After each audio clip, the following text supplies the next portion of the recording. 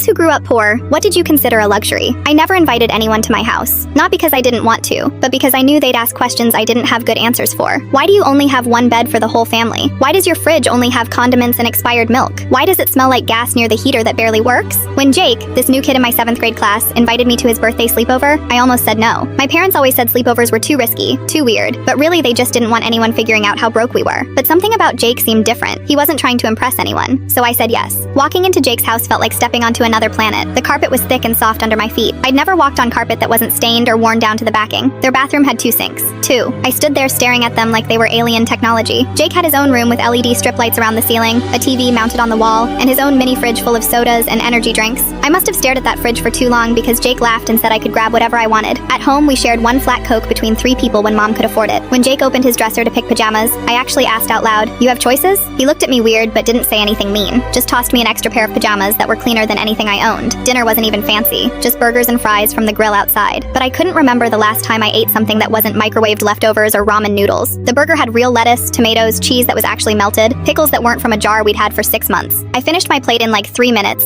and then just sat there, not sure if asking for more would be rude. Jake's mom